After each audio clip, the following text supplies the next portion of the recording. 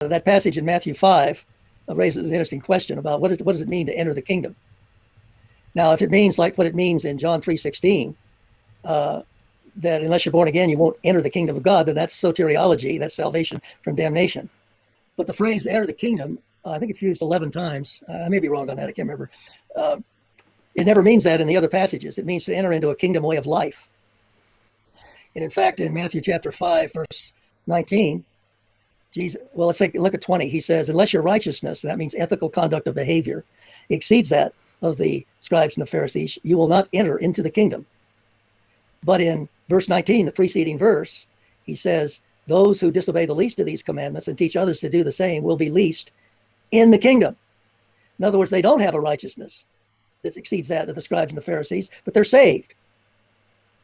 So enter the kingdom obviously doesn't mean go to heaven when you die. It means what it means in many places in the New Testament, and what the context of the Sermon on the Mount demands.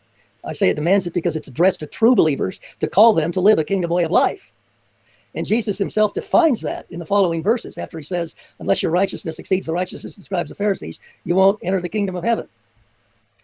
And then he defines that righteousness as internal, heart, not the letter of the law, but the spirit of it.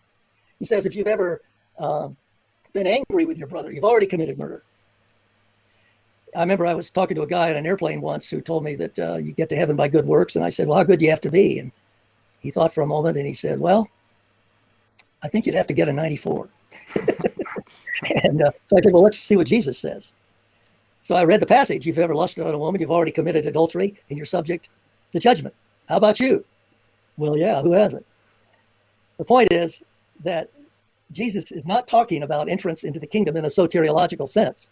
The whole Sermon on the Mount begs us to see this as a discourse on discipleship, which, like R.T. France calls it in his excellent commentary on Matthew, it's calling true believers to walk out the kingdom life.